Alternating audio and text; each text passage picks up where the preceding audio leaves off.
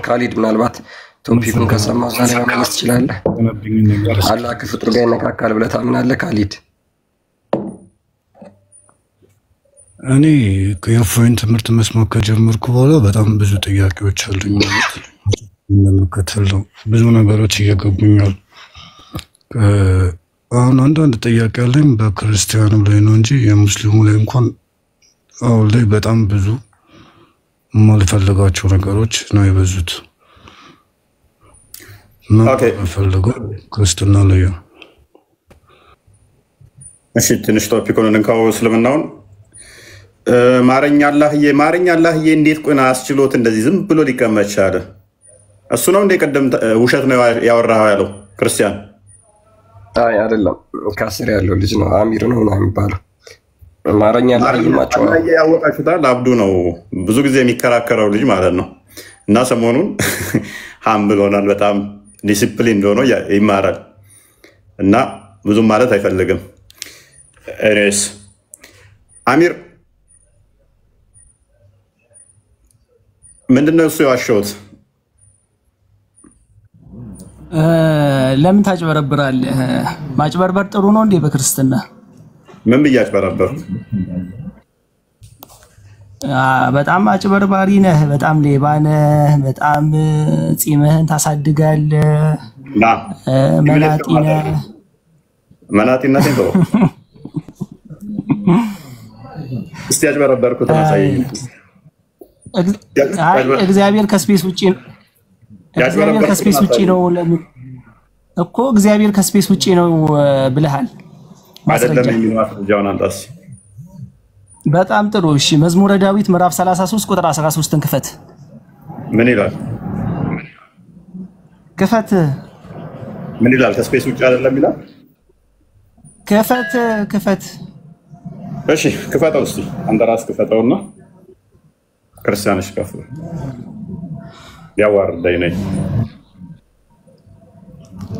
ክርስቲያን አለ። የፊትህን ጭገር መጀመሪያ አንሳ። ይሄ ምን አይነት ባለጌ ቆሻሻ ነው? እናታችሁ መሐመድ መሰልኩ እንዴ ነኝ?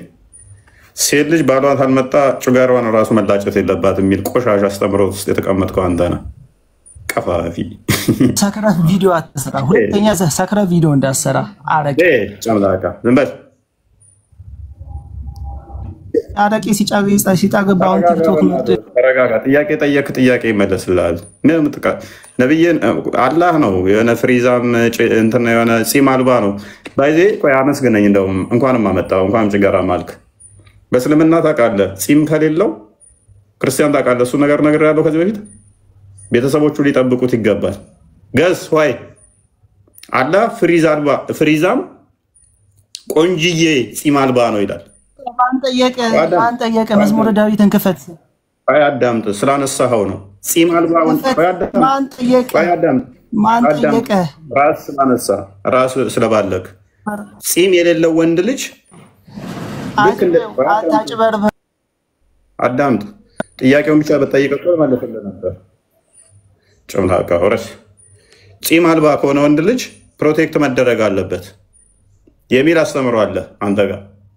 ለምንድን ነው እሱ? ገስ ቆንጅዬ ከሆነ ብቻውን መሄድ የለበትም እንደ እስልምና። ይህንን አታውቀውም። ስለማታውቀው ነው። በጺሜ ልታመሰግነኝ ይገባለው። ገስ ዋይ ቆንጅዬ ከሆነ ጥበቃ ሊደረግለት ይገባል ጺም ከሌለው። ገስ ዋይ ገምቱ ለምን እንደሆነ ይገባችኋል ብዬ አስባለሁ። እኔ የሆነ ከእስልምና የወጣ ልጅ ነው ሌላ ነገር እንትን እያል እና ይሄንን ነገር አግኝተን በቃ ደከመ ማለት ነው። እዚህ ውስጥ ነበርኩ ያለሁት ምናምን እያለ እንትን ይላል። ከዛ በኋላ አልገባለኝ። እኔ ምንድነው እሱ ምናምን እያልኩ አልገባለኝ። አልገባም አንብበው ይለኛል። በቃ ይደክማል ምናምን። በኋላ ነው የመጣልኝ ማለት ነው። ጺም አልባ ከሆነ ልክ ሴቶች አለጠባቂ እንደማይንቀሳቀሱ እንደዛ ነው መንቀሳቀስ ያለበት። በኋላ ሳቀው በቃ ጺም አልባ ወንዶችን ሳይ ያስተምሩት እዚህ ይለኛል ማለት ነው። እንኳን ጺም ያላቸው ልሳ ኤኒዌይስ ብቻ ወደ ቶፒኩ ባክ እናድርግና ምንድነው እሱ እንደ እስልምና አስተምሮ አላህ ከፍጡራን ጋር አይነካካም የሚለው አስተምሮ ስላለ ነው። ከፍጡራን ጋር ማይነካካ ከሆነ እነኚህንስ እንዴት ነው የምታዋቸው? እነኚህን እንዴት ታዋቸዋላችሁ? በእጆቹ ከፈጠረ እንትን ካለ እንዴት ታዩታላችሁ? ከሌሊቱ 1/3 ሲቀር ደግሞ ወደ ቅርቢቱ ሰማይ ይመጣል። እሱን እንዴት ታዩታላችሁ? ምክንያቱም እሱ ላይ ያልተመለሰ ጥያቄ መጅሊስ ከእንትን መጥተው ይመልሳሉ ተብሎ አልተመለሰም። ምስቲል የተመለሰ አይደለም። እሱ ይመለሳል ተባለ አልተመለሰም። እንደውም ቃል የለቀቀው ቃል ነው። ማን ነው የለቀቀው? ቃል ለቀሃል እንዴ? እንደዚህ አይነት ቪዲዮ ምን አይነት ቦስ ከሌሊቱ 1/3 ላይ የሚለው ካናዳ ሲሆን አላህ ካናዳ ሲሆን ሌላው ጋር ነው። እኔ ነኝ የለቀኩት። ላሳያችሁ። እኔ ነኝ የለቀኩት። አሳያቸው ከቻልክ ደጋግመን ጠይቀን ምላሽ ሊገኝበት ያልቻለ እንትን ነው። አይገባም ይላሉ። ስቲል በየቀኑ ግን ይገባል። መግባት ብቻ አይደለም ገብቶ አይወጣም። አንዳንዴ ዛሬ ሞዴሬተሮች የሉም ተደጋግሞ እያለ ነው። በጣም ስድብ አለ ይመስለኛል ኮመንት ላይ። ሞዴሬተሮች ቼክ አድርጉ። ኧረ የለም እየመወት ናቸው እኮ ነው የሚሰደቡት። ኦኬ እየጨፈጨፋችኋቸው ነው። እኔም እኮ ምንም በቃ እንትን አደረጉኝ እኮ አክቹዋሊ ኔትወርኬም እያስቸገረኝ ነው። እኔም አሁን ትንሽ ሻል ብሎኛል መሰለኝ።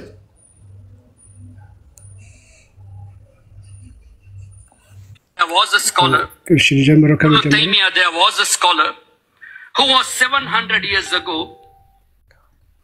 I am repeating again, 700 years ago. And he is the first person to say wasila is haram. And Ibn Taymiyyah is the person to say that Allah possesses a physical body. And he is the one to say Allah is seated on the arsh and he descends on the first heaven during the time of. My dear brothers and sisters, in Toronto today, the time is 6:47 p.m. Is it Tahajjud time? No.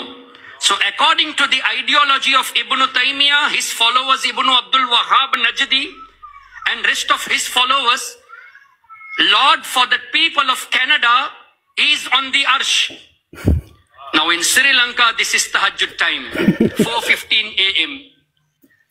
And according to their ideology, Allah is descending on the first heaven. Now you are on chair now. When you come down, you are no more on the chair. And when you go back, you are no more on the floor. So when Allah is on the arsh, he descends at the first heaven. That means he is not on the arsh now. ጠቅላላ አድርገህ ታርጎ ጽፍን ትብያለህ። አሂድበት ያለውን ሐሳብ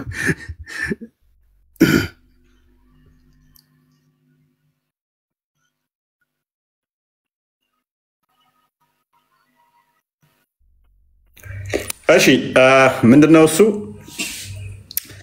ያለው? ምንድነው እሱ ካናዳ ላይ ሲወርድ ስሪላንካ ላይ ደግሞ ካናዳ ላይ ሌሊት 9 ሰዓት ሲሆን ስሪላንካ ላይ ስንት ነው ቀን ነው ምናምን ይሆናል። ስለዚህ ለካናዳዎች አላህ አርሽ ስር እንትን አንደኛይቱ ሰማይ መጥቷል። ለስሪላንካዎች ደግሞ አላህ ይሄን ያለው አርሽ በላይ ነው ያለው። በተመሳሳይ ጊዜ ላይ ማለት ነው። ሁለቱ ጋር ደውላችሁ ብትጠይቋቸው አላህ ይሄን ነው በዚህ ሰዓት በእናንተ ጋር ብትሏቸው ከአርሽ በላይ ነው። ካናዳ ጋር ደግሞ ስትጠይቁ በዛ ሰዓት ላይ ነው ከአርሽ በታይ ቅርቢቱ ሰማይ ላይ ነው። ቅርቢቱ ሰማይ ደግሞ ከአርሽ በታይ አንደኛይቱ ሰማይ ስትሆን ሰማይ ዱንያ የምትባለው ሰው ወደ እሷ የሚመጣ ከሆነ አካል ካለው የአካሉን እዞ የሚመጣ ከሆነ ወይንም ደግሞ የተወሰነ ፓርቱን እዛው ትቶ የተወሰነ ፓርቱን እዞ ማይመጣ ከሆነ ሙሉ ለሙሉ አላህ ፍጥረት ውስጥ ይገባል ማለት ነው። ምክንያቱም አርሽ አለ። ከአርሽ ቀጥሎ አርሽን የተሸከሙ መላእክቶች አሉ። ከዛ ደግሞ ባህር አለ። ከባህሩ ቀጥሎ ደግሞ እንትኖችን እንተዋቸውና ሰባተኛ ሰማይ አለ። ስድስተኛ፣ አምስተኛ፣ አራተኛ፣ ሶስተኛ እና ሁለተኛ አለ። እነኛ ሁሉ አልፎ አንደኛይቱ ጋር ሲመጣ ምን ይሆናል ማለት ነው? እነኚህን ሁሉ ፍጥረታት አልፎ ነው የሚመጣው። ስለዚህ ምድር ደግሞ ሊፕቲካል ሼፕ ነው ያላት፣ ጠፍጣፋ አይደለችም። እንዲህ ስለሆነች ስለዚህ ሊትራሊ ነው የሚገባባት ማለት ነው። እንደዚህ ክብ እንትን ስለሆነች ማለት ነው።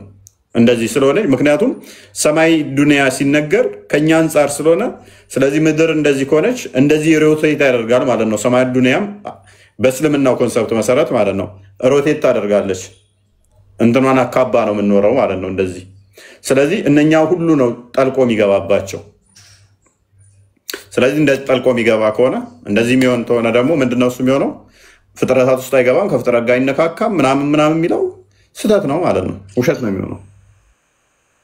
ኢብራሂም ምትለዋለህ? የወንበሩ እኔ ላውራሲ አንዴ። እሺ የወንበሩ ማስረጃ አሪፍ ኤግዛምፕል ስለሆነ አንዴ ስንት ነው ተከታተላል። ወንበር ላይ ያለው ምንድነው? አንድ ሰው አሁን እዚህ ጋር 1900 ሰዎች የተቀመጣችሁበት ወንበር አለ። ተነስታችሁ ወደ ሌላ ቦታ ብትሄዱ ያ መጀመሪያ የተቀመጣችሁበት ወንበር ላይ ሰውየው አይኖርም፣ አንድ ወደዛ ሄዷል። ይሄኛው ባዶ ነው።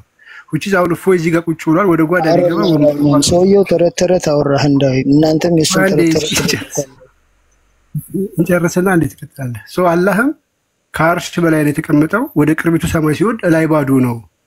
ሶ ይሄ ነው የእስልምና አስተምሮ።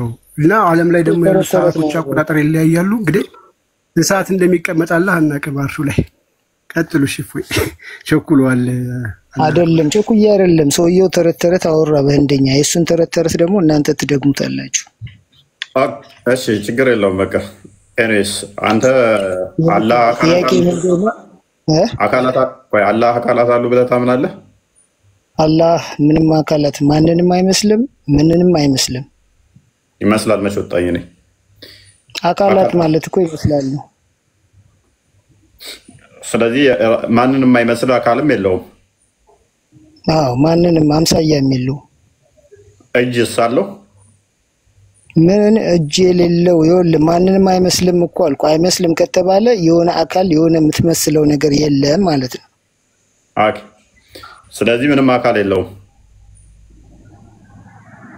አንተ በምናብ የምትስለው የሆነ አካል ያለው ነገር አይደለም። ስለዚህ ማንንም አይመስልም ምንንም አይመስልም ከተባለ አለቀ።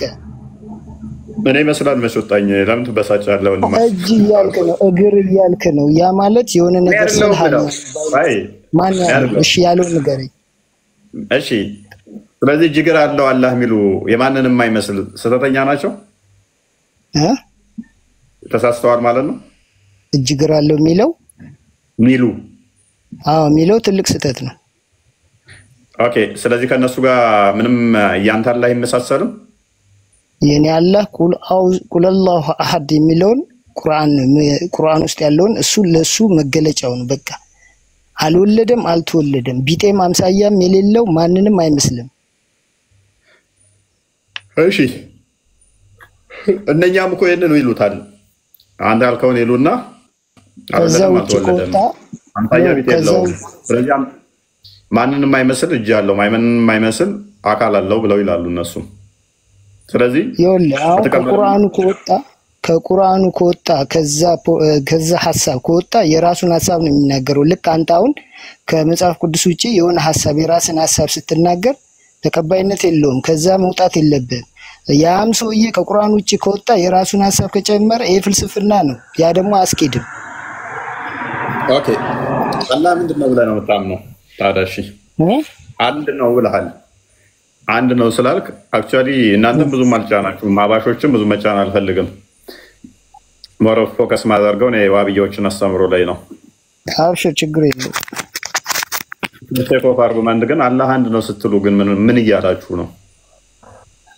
አንድ ነው በቃ አንድ ነው። አንድ ነው ማለት እንደልኩት ለስለው የሚችለው ሰው አጋር ሌላ ተጋሪ ወይንም የሚጋፋው አካል የሌለው ብቸኛ የሆነ አምላክ ነው።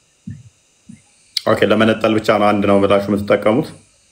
ተጠለ አንድ ነው የሚለው ቃል እሱን የሚገልጸው ምንድነው? ሌላ ሁለተኛ የምትለው አካል ስለሌለ በቃ አንድ አካል ነው። ሌላ አካል ካለ ሁለት ነው ሶስት ነው ልትል ነው። ስለሌለ መገለጫው አንድ ነው ብቸኛ ነው። በቃ የሁሉ ባለቤት የምድርም የሰማይም የሁሉም ባለቤት አንድ አምላክ አላህ ነው። በቃ ሌላ የለውም። እሺ ሊቆጠር ይችላል? በምንድነው የምቆጥረው? ቁጥር እኮ የምቆጥረው አንድ ሁለት ስትል ነው አለ። አሁን ቁጥር ማለት አሁን ቁጥር የምትለው እኮ አንድ ሁለት ስትል እየቆጠርክ ነው። ቁጥር ቆጠርክ ማለት ነው። አንድ ብቻ ብትል ቁጥር ነው እንዴ? አንድ ስለዚህ አይቆጠርም ማለት ስለዚህ አይቆጠርም። ብቸኛው አምላክ አላህ ነው። ቁጥር የለውም። ልቆጥሮም አምሳያም ልሰጠው የሆነ ምስልም ልፈጥርለት አትችልም። በቃ ቦታም ለምሳሌ በአርሽ ላይ በዙፋኑ ተቀምጦ ምናምን የሚለውን ተከትለ አንተ የት ሰማይ ምድር ወይን ታች የት ነው ያለው? ቦታ የለውም። ኦኬ እሺ ሁሉም ቦታ አለ። እስማማለሁ በባህሪ አምላክን በቁጥር ይገልጸዋል ብዬ ስለማላምን ማለት ነው። ይቆጠራልን ብዬ በዚህ ስለማላምን ኤኒዌይስ ለዚህ ነው አስቀድሜም እናንተ ላይ ብዙ ማለት አልፈልግም ያልኩት ለዚህ ነው። ዋብዮችን እነሱ ግን አካላትን ስለሰጡ ያም አካላት ደግሞ የሚታይ ስለሆነ አካላቶቹ የተገጣጠሙ ከሆነ አትሊስት መቆጠር አለበት። ሊቆጠር ይችላል ማለት ነው። የፈለገ ያማ ምስል ሰራለት እኮ ያማ የሆነ ፍጥረት የሆነ ምስል በምናብህ የሆነ አካል ቦታ ያለው መቀመጫ ያለው የሆነ የሚንቀሳቀስ እዚህ ቦታ ነው እዛ ቦታ የለም ብለህ ልትለው የምትችል የሆነ ምስል ሰርተህ ነው። አላህ ደግሞ አይገባም። አላህ ቃል አለው ቃል አለው። ቁርአን የሚለው የሱ ቃል ነው። ኦኬ ሕያው ነውስ? ዘላለም መጀመሪያም ያለ መጨረሻም የሚኖር ፊትም የነበረ አሁንም ያለ መጨረሻ ላይ የሚኖር ሕያው ነው ሁሌም። ኦኬ ስለዚህ ቃል አለው ሕያውም ነው። አዎ ኦኬ መስማት ማየት ምናምን እንዴት ነው የምታጸድቁት? እንዴት መስማት ማየት? በሱ ላይ ያለው አምሳያ ይሰማል ያል ያ የኛን ኮንሰፕት ልስታውን እኛ ይሰማል ፈጣሪ ብለን እናምናለን። በግብረ አካላት ግን ተገልጿል። የኛም አላህ ይሰማል፣ ሁሉንም ይመለከታል፣ ያያል። በአንድ አይኑ ነው ወይንስ በሁሉም በሚሊዮን አይኑ ነው? 2 ሚሊዮኑንም የሚመለከተው የሱ ጥበብ ነው። አምላክ የፈለገውን ነገር የማድረግ ስልጣን የሱ ነው። በሱ ላይ እንዴት ብለህ የምትጠይቀው ነገር አንተ ስልጣን ሲኖርህ ነው። እኛ ፍጡር ነን ተፈጥረናል። እሱን ይሄን ነገር እንዴት ማድረግ ቻልክ ብለህ ልጠይቀው አትችልም። ጠያቂ እኛ አይደለም። አሁን ተግባብተናል፣ ኦልሞስት ተግባብተናል። የምንግባባው ግን ምንድነው እሱ ይሰማል። እኔ እንደዚህ ያምናለሁ። የኛን አስተምሮ ልንገርህ፣ ይሰማል ፈጣሪ። ይሰማል ስንል ግን ዋብዮች እንደሚያምኑት ጆሮ አለው ማንንም አይመስል የአካል ክፍል ጆሮ የሚባል ለፈጣሪ ሰጥተን ሳይሆን ፈጣሪ በሙላት ይሰማል። በጆሮ ክፍል ሳይሆን ወለች ለመስሚያነት ተጣጣረ ጆሮ ተገጥሞለት ማንንም አይመስል በዛ ሳይሆን እኛ የምናምነው ደግሞ ፈጣሪ ሰሚ ነው። በቃ ሊሆነች በዚህች አካል ብቻ በሚባል አይደለም፣ በሙላት ሰሚ ነው፣ ተመልካች ነው ብለን ነው እኛ የምናምነው። እናንተስ? ሰሚው ተመልካች ነው ሁሉንም። በያን ተመልካች ሰሚ ባይሆንማ ምድር ላይ ምን እንደተደረገ ምን ሊሆን ነው? ስለዚህ ይሰማል፣ ይመለከታል። ግን በምንድን ነው የሚሰማው? በምኑ ነው የሚመለከተው? የሱ ጥበብ ነው። እኛ ፍጡር ነን። እሱን የማየትም ስልጣኑም የለንም። በምድር ላይም እሱን አንድም ያየው አካል የለም። አንድ ትንሽ ጅብሪል እንትን ሙሳ አይቶታል ምናምን አላየውም። ያ ሌላ ፖርሽን ነው። ስለዚህ ወደዛ ማንገባም። እኔ አሁን አንድ ሁለት ጥያቄ እኔን ከጠየቀኝ እኔ ደግሞ አንተን አንድ ሁለት ጥያቄ ልጠይቅህ። እሺ ማቴዎስ ወንጌል ምዕራፍ ስንት መሰለህ? ምዕራፍ 28 ከቁጥር 18 ታውጣልኛለህ? እዚሁ ላይ ቶፒኩ ላይ የተያዘ ነው እዚሁ ከቶፒኩ ጋር የተያዘ ነው። በዚሁ ነው በኢየሱስ ጉዳይ ወደ ኢየሱስ ጉዳይ ሄዳለህ። ኦኬ ክርስቲያን ማለት ነው። ምዕራፍ 28 ከቁጥር 18 ቀጥል። ጥያቄ ምንድን ነው የምጠይቀው?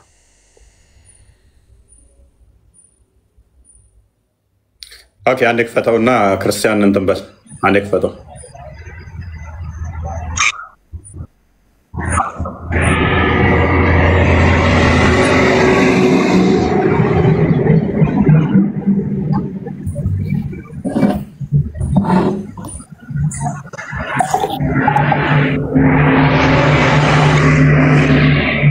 ይሄ ነው። አላህ አክበር። ምዕራፍ 28 ከቁጥር 18 ኦኬ ወደ ምዕራፍ 18 ምዕራፍ 28 ኦኬ ምዕራፍ 28 ቁጥር 18 ኦኬ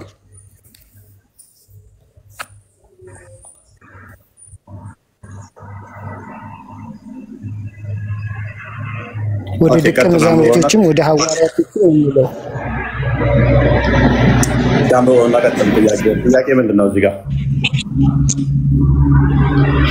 አይ እሷን 18ን ብቻ አንብብልኝና መጨረሻ ላይ የሚላትን ነጥብ ለምን አለ የሚል ጥያቄ ልጠይቅህ ነው። ኦኬ አንብብለት። ኦኬ ኢየሱስም ቀረበና እንዲህ ብሎ ተናገራቸው፣ ስልጣን ሁሉ በሰማይና በምድር ተሰጠኝ። ኦኬ ሎክ ተሰጠው ምንድነው ያለው? አልጠየቀኝም እኮ ስልጣን ሁሉ በምድርና በሰማይ ተሰጠኝ አለ። ተሰጠኝ ማን የሰጠው ለማለት ነው። ኦኬ መልካም ክፍሉን በደንብ አንብበዋል። ይሄን ክፍል ግን ወደ ሐዋርያት ወደ ደቀ መዛሙርቶችም ወደ ሐዋርያቶችም ስልጣን ሁሉ በሰማይም በምድርም ተሰጠኝ ይላል። መልካም እሻዳም ኦኬ ይሄ ክፍል የሚናገረው ምንድነው? እሱ ክርስቶስ ከትንሳኤ ከተነሳ በኋላ ነው።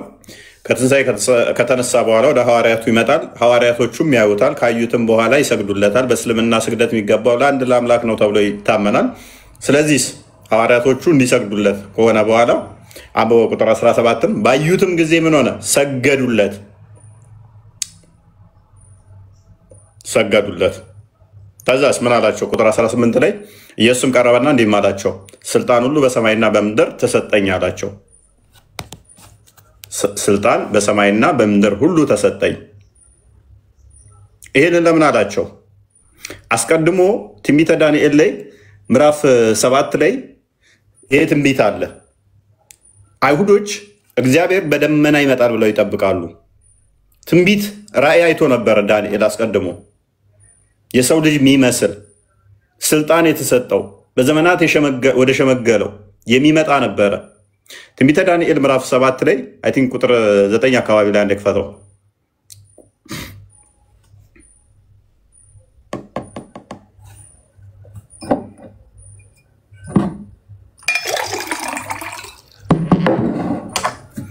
ኦኬ አንብበው አንዴ። ዙፋኖችም እስኪዘረጉ ድረስ አየሁ። በዘመናትም የሸመገለውም ተቀመጠ። ልብሱም እንደ በረዶ ነጭ፣ የራሱም ጠጉር እንደ ጥሩ ጥጥ ነበረ። ዙፋኑም የእሳት ነበልባል ነበረ። መንኮራኩሮችም የሚነድ እሳት ነበሩ። የእሳትም ፈሳሽ ከፊቱ ይፈልቅና ይወጣ ነበር። 1000 ጊዜ 1000 ያገለግሉት ነበር። እልፍ አላፋትም በፊቱ ቆመው ነበር።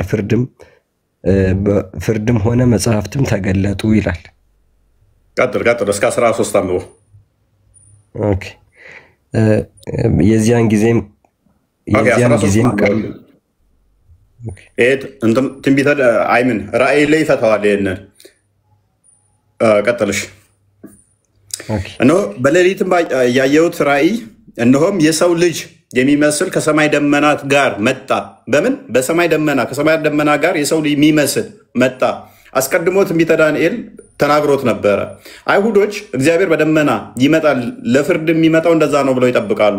ለዚህ ነው ራእይ ዮሐንስ ላይ ምዕራፍ 1 ላይ ቁጥር 7 ላይ፣ ራእይ ዮሐንስ ምዕራፍ 1 ቁጥር 17 ላይ፣ እንዲሁም ደግሞ ማቴዎስ ወንጌል ምዕራፍ 25 ቁጥር 30 እስከ 40 ድረስ ክርስቶስ ለፍርድ ሲመጣ ከቅዱሳን መላእክቱ ጋር በደመና እመጣለሁ ብሎ የነገራቸው ለዚህ ነው። አስቀድመው እነሱ የሰው ልጅ የሚመስለው በደመና ይመጣል ብለው የሚጠብቁት እነሱ ማንን ነው? እግዚአብሔርን ነው። ክርስቶስ ደጋግሞ የሰው ልጅ እያለ ራሱ የሚጠራው እችን ጥቅስ ሪፈር ለማድረግ ነው። ራሱን አይሁዶች የምትጠብቁት የሰው ልጅ የሚመስል ይመጣል ብላችሁ የምትጠብቁት እኔ ነኝ ለማለት ነው። ባይዞ በደመና የሚመጣው ለፍርድ የሚመጣው ከመላእክቱ ጋር የሚመጣው ሱረቱ በቀራ ላይ ሱረቱ በቀራ ሱራ 210 ላይ አላህ ነው በደመና የሚመጣው ተብሎ ይጠበቃል። በደመና ለፍርድ የሚመጣው አላህ ነው ተብሎ ይጠበቃል። ሱረቱ በቀራ አያ 210 ላይ ማለት ነው። ስለዚህ አይሁዶች አስቀድመው በደመና የሰው ልጅ የሚመስል ይመጣል ብለው የሚጠብቁት ከዛስ እሱም ከፍ አድርገው በዘመናት ወደ ሸመገለው መጣ ደረሰ። ወገኖችና አሕዛብ በልዩ ልዩ ቋንቋ የሚናገር ሁሉ ከፍ አድርገው ይገዙለት ዘንድ ግዛትና ክብር መንግስትም ተሰጠው አስቀድሞ ትንቢት ያዩትን ያንን ትንቢት ተሰጠኝ አለ። ልክ እንትን ካለ በኋላ አይደለም የተሰጠው፣ አስቀድሞ ነው የተሰጠው። ነገር ግን ተሰጡኝ አለ። ይህንን ትንቢት ነው ኮታ ምን አለው? አዳም ወገኖችና አሕዛብ ሁሉ በልዩ ልዩ ቋንቋ የሚናገሩ ሁሉ ይገዙለት ዘንድ ግዛትና ክብር መንግስትም ተሰጠው። ግዛቱም የማያልፍ ምን? ግዛቱም የማያልፍ ፕሊስ እንደሚታርክ የሚያልፍ ማንኛውም ሰው ከሆነ ምንድነው? ግዛቱ የሚያልፍ ነው።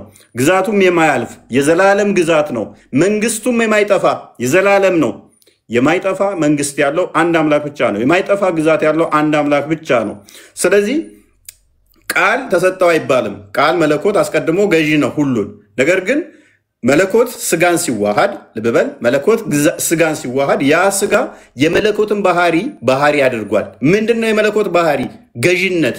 ስለዚህ ስጋ ልብበል ስጋ ቃል በማርያም ማዕፀን ሲያድር ከመለኮት አይምን ቃል ከስጋ ጋር ሲዋሃድ የገዢነት ባህሪን ገንዘቡ አድርጓል። መለኮትን ተዋህዷል። ስለዚህ ግዛት ተሰጠኝ ተባለ። ግዛት አይምን አሁን ወደ ማቴዎስ ወንጌል መልሰው ማቴዎስ ወንጌል ምዕራፍ 28 ቁጥር 18 ላይ ስለዚህ ስልጣን በሰማይና በምድር ተሰጠኝ ሲል ምን እያለ ነው? ስጋ ምንም የነበረው ምን ሆነ? ገዢ ሆነ። ገዢነትን ተዋሃደና በመዋሃዱ ልክ በማህፀን ሲያድር በማርያም ማህፀን ቃል ስጋን ሲዋሃድ ያ ሩቅ ብሲ ስጋ ብቻ ምንም ማድረግ ማይችለው ገዢ ያልነበረው ገዢ ሆነ ማለት ነው። የመለኮትን ባህሪ ያደረገ ምን አይነት ባህሪ? ገዢነትን። አስቀድሞ ግን ትንቢቱ ነበረ። እንደዚህ ይላል። ከዛ ባዩትም ጊዜ ሰገዱለት። ከዛ በኋላ ካለ በኋላ ስልጣን በሰማይና በምድር ሁሉ ተሰጠኝ። ከፍ አድርገው ይህንን ስልጣን ከተሰጠው በኋላ ታዛ ምን ስጋ ማለት ነው። ስለ ስጋው ነው። አንድ እንግዲህ ሳለ ሂዱና አሕዛብን ሁሉ በአብ በወልድ በመንፈስ ቅዱስ ስም እያጠመቃችሁ ያዘዘዋችሁን ሁሉ እንዲጠብቁ እያስተማራችሁ ደቀ መዝሙርቴ አድርጓቸው። እነሆም እኔ እስከ ዓለም ፍጻሜ ድረስ ሁልጊዜ ከእናንተ ጋር ነኝ አለ። ወዴት ላካቸው? ወደ ዓለም ላካቸው። ደቀ መዝሙርቱን ወደ ላካቸው? ወደ ዓለም። ምን እንዲያደርጉ? በአብ በወልድ በመንፈስ ቅዱስ ስም እያጠመቃችሁ ደቀ መዝሙርቴ አድርጓቸው። እኔስ እስከ አብሬያችሁ ነኝ። በዓለም ላይ ሞልቶ ሊኖር የሚችል አምላክ ብቻ ነው። ይህንን ትእዛዝ ደግሞ ማን ሰጣቸው? ክርስቶስ። ስለዚህ ቃል ስጋን ሲዋሃድ ስጋ የቃልን ገንዘቡ ሲያደርግ ስጋ ምን ሆነ ማለት ነው? ከበረ። ስለዚህ ስልጣን በሰማይና በምድር ተሰጠኝ አለ ማለት ነው።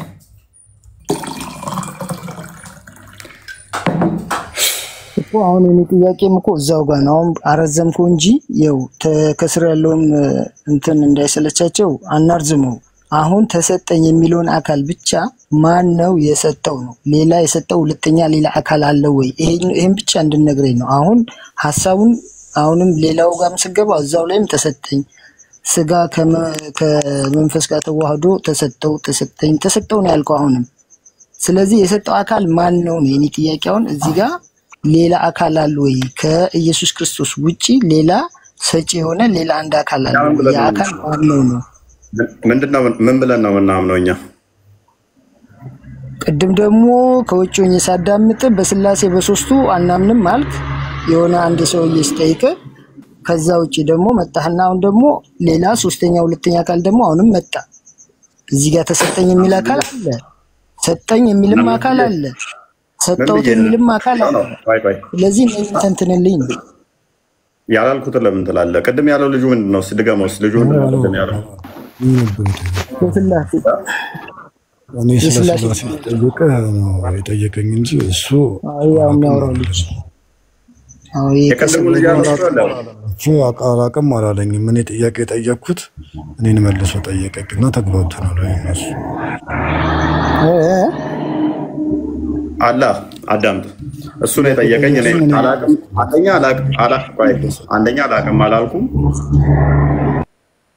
አላቅም አላልኩም። ሁለተኛ ደግሞ እንደዛ እናምንም ነው እንጂ ልጁን ትክክል ስላልተናገረ ነው። ምን ብሎ ነው ያለው ልጁ? አብ ወልድ መንፈስ ቅዱስ ብላችሁ አንድ አካል ነው የምታመልኩት አለ። እንደዛ ብሎ አስተምሮ የለም ስል ሊሞግተኝ ሞከረ። አንተ አትቀበልም ምናምን ነገር ወደ ማለት ሲጀምር ምንድነው ያልኩት?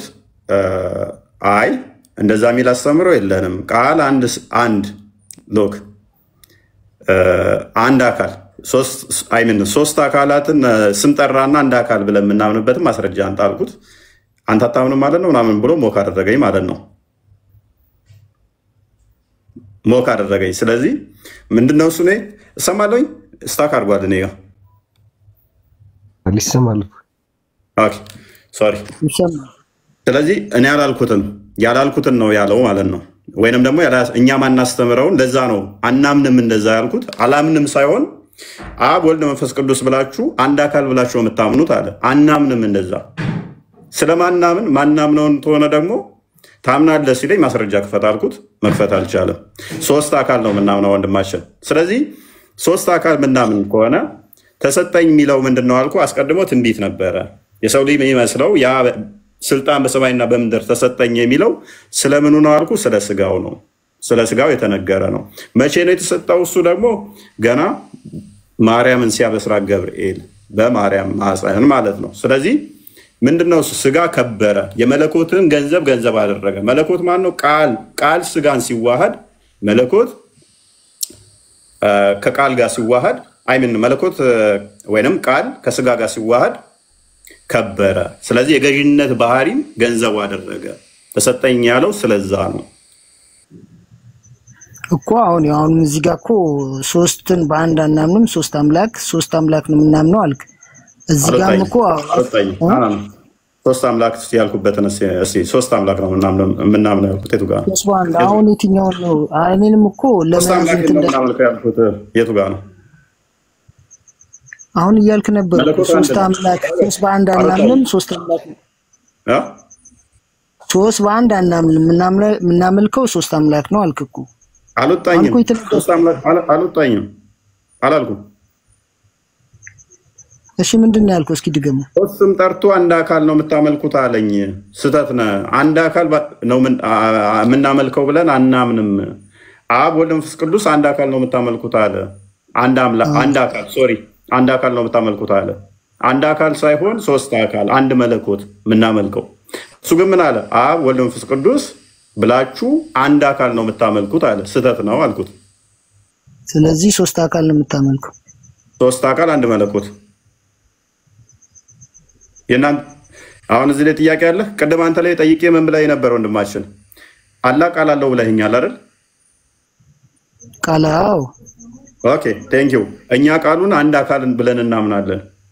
እሺ አላህን ሕያው ነው ብለህ ታምናለህ? እስትንፋስ አለው ወይንም ደግሞ ህይወት አለው የባህሪ ህይወት አለው ብለህ ታምናለህ? ስለዚህ እሱን ሁለት አካል ብለን እናምናለን። አሁን ተግባባን? እሺ ይተማው። ስለዚህ እኛ ምን እናምናለን? አንድ ሁለት ምናምን በሚለው በቁጥር እንደዚህ በማቴማቲካል ቁጥር ቅድም ጨርሰናል። እሱ ፈጣሪ በእነዚህ አይነት ሁኔታ የሚቆጠር የሚለካ የሚሰፈር አይደለም። ነገር ግን ቃሉ ምን ብለን እንጠራለን? አካላዊ ነውና አካላዊ ቃል ምን ብለን እንጠራለን? ወልድ ወይንም ደግሞ ኢየሱስ በኋላ በስጋው ቃል በስጋ ሲገለጥ እሱን ኢየሱስ ብለን እንጠራለን ብያለሁ። አምላካችን ደግሞ ሕያው ነው፣ የባህሪ ህይወት አለው። የአብ የባህሪ ህይወቱ ወይንም ደግሞ የቃል የባህሪ ህይወቱን ምን ብለን እንጠራለን? መንፈስ ቅዱስ ብለን እንጠራለን። ስለዚህ እናንተ ምን ብላችሁ ትጠራላችሁ? አላህ ቃል አለው ብለህ ትጠራለህ። ቃሉ ፍጡር ነው? ያላህ ቃል የራሱ ቃል ነው። ፍጡር ነው? የራሱ ቃል ነው። አላህ ራሱ የቃል ፍጡሩን ራሱ የሚያውቀው ጉዳይ ነው እንጂ እኛ የምንወስነው ጉዳይ አይደለም። ግን የእሱ ቃል መሆኑን ብቻ እንቀበላለን። ኦኬ ቁርአን ያላህ ቃል ነው አይደለ? አዎ እኮ ቁርአን ነው። ኦኬ ቁርአን በቂያማ ቀን ደግሞ የገረጣ ሰው ሆኖ ይመጣል። ቁርአን በቂያማ ቀን የገረጣ ሰው ሆኖ ይመጣል። ሰው ሆኖ ይመጣል። ቃል ሰው ወደ ሰውነት እንዴት ይቀየራል? እኔም ግራ የገባኝ እሱ አይደለ? ቦታም የለውም። ቁርአን ለዛን የቂያማ ቀን ለሰው ልጅ ምስክር ሆኖ ይቀርባል ነው እንጂ ሰው ሆኖ ይመጣል ሳይሆን ምስክር ሊመሰክር ሊፈርድ። ኦኬ ኮርሴ ኮፋር ክርስቲያን ፈተልኝ እስከዛ ሎክ ሊመሰክር ይመጣል አይደለ? ያ የፍርድ ቀን ያ ቃል ለምን እንደሆነ ታውቃለህ? እሱ እስከሚያወጣ እኔ ላውራ። ያ ቃል ምን እንደሆነ ታውቃለህ?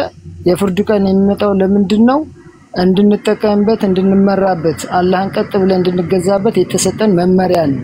ያን መመሪያ ያላከበረ መመሪያው ራሱ ደግሞ አላህ የራሱ ቃል ስለሆነ ይፈርድባል። አልቀራኝም፣ አላከበረኝም፣ አንተ እንዲያርግ ባልከው ነገር እኔን ሳያደርገኝ ነው የኖረው ብሎ አንተ ላይ ለፍርድ ይመጣል ማለት ነው። ዞሮ ዞሮ ቃል አላህ ነው፣ አላህ ቃሉ ነው ወይ ይፈርድ የሚመጣው። ስለዚህ ፈራጅ ብቸኛ አላህ ብቻ እንደሆነ ደግሞ ቁርአን ላይ ይናገራል። ስለዚህ አላህ አይደለም ቃሉ ወይ አላህ ነው። ፕሊስ ቁርአኑ ደግሞ መልሶ የመሰከረበት የሚናገር ከሆነ ኮንሺየስ ነው ማለት ነው። ያ ቃል ማለት ነው አይደል? ቁርአኑ እኮ አላህ ነው ራሱ የአላህ ቃል እኮ ነው። እኔ አሁን እዚህ ጋር እየተናገርኩ ነው አይደለ? የምናገረው እኔ ነኝ። ከኔ የሚወጣው ቃል ያው የምናገረው ድምጽ የማን ነው? የኔ ነው። እኔ ነኝ እኮ አሁን ኦኬ። እሺ እቺን አዲስ አንዴ ላንብብልህ። እሺ እቺን አዲስ ላንብብልህ። ኦኬ እንደዚህ ይላል ሱናን ኢብን መጃ 57 ላይ 81 ላይ ሶሪ the Quran will come on the day of resurrection ቁርአን በቂያማ ቀን ይመጣል አለ like a pale man እንደገረጣ ሽማግሌ ሰው ሆኖ ትልቅ ሰው ሆኖ እንደገረጣ ሰው ሆኖ ወይንም አመዳም ነገር ሆኖ ማለት ነው። አትጨምርበታ በራስ አትርጉም፣ አንድ ቃል ትርጉም።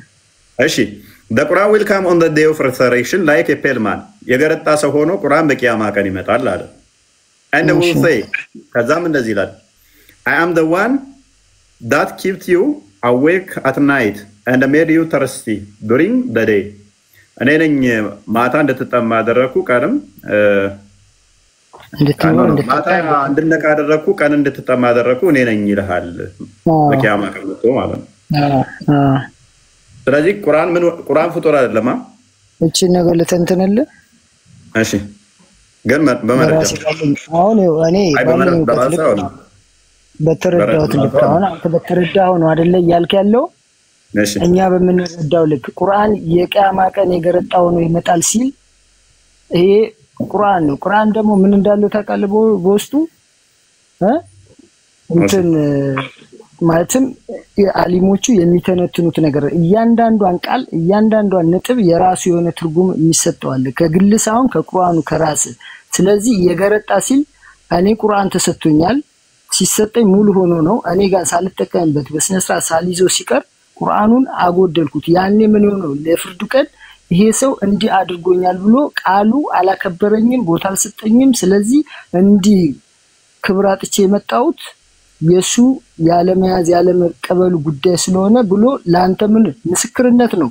ያ መገርጣቱ ማለት እዚህ ጋር ያስቀመጠው ነጥብ ገረጣ የሚለውን ቃል ለመግለጽ የፈለገው ምንድነው? ቦታ ክብር አልተሰጠኝም ብሎ ራሱን ለምስክርነት ያን ካላደረገ ቁርአኑ ቃሉ ያን ካላደረገ መጎዳቱና ምንነቱ ምስክር ሊሆን ስለማይችል ለምስክርነት ማስረጃ ቃል ነው ያ ቃል የተጠቀመው እዚህ ጋር ሌላ ምንም ሰጠው ምንም ሴንስለስ እኮ ነገር እኮ ነው እያወራለሁ። ሰው ሆኖ የመጣው ሰው ሆኖ እኮ አላለም እኮ የገረጣ ነው እኮ የሚል እንደገረጣ ሰው በገረጣ ሰው መልክ ይመጣል። ገረጣ ሰው ምሳሌ ነው። እንደ ሰው ሆኖ ሳይሆን እንደገረጣ እንደሚለው ውሰደው። እንደማን ልክ የሚገረጣ ነገር ለምሳሌ አይደለም እንጨት ይገረጣል እንዴ? ወረቀት ይገረጣል እንዴ? የሚገረጣው ሰው ይባላል። ሰው አይደለም እንደ ሰው ወይ አንድ ያረጋጋው አንደኛ እንጨት የምድብ እንትኖችን እንለይ። ምክንያቱም ቁርአን ያላቃል ነው ብለህ ፐርሚስ ገምተሃል አይደል?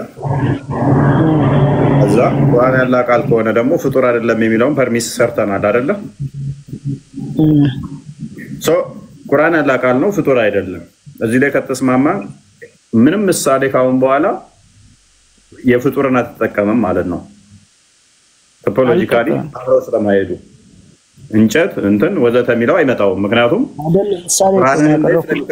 ምሳሌ በፍጡራን እንዳሰጡ ስለሚል አንድ፣ ሁለተኛ ደግሞ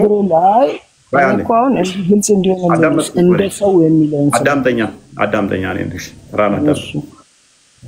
ስለዚህ ኤግዛምፕል ምንም ኤግዛምፕል መጠቀም አትችልም። ምክንያቱም ለፈጣሪ ፍጡርም ኤግዛምፕል ስለማትጠቀመው ማለት ነው። እዚህ ላይ ከተስማማን ቁርአን በቂያማ ቀን ይመጣል። ሲመጣም ደግሞ እንደገረጣ ሰው ሆኖ ከዛስ መናገር የሚችል ነው፣ ኮንሺየስ ነው፣ ያውቃል ማለት ነው። ፍጡር ያልሆነው ቁርአን እንደገረጣ ሰው መጥቶ ደግሞ አንተን እንደዚህ አድርጌሃለሁ አንተን እንደዚህ አድርጌሃለሁ ብሎ ይናገራል። ካላህ የሆነው ቃል አላህን ያልሆነው ቃል እንደገረጣ ሰው ሆኖ ስለያንዳንዱ ሰው አዌር ሆኖ መናገር የሚችል ከሆነ ኮንሺየስ ከሆነ ፍጡር ካልሆነ ምንድነው?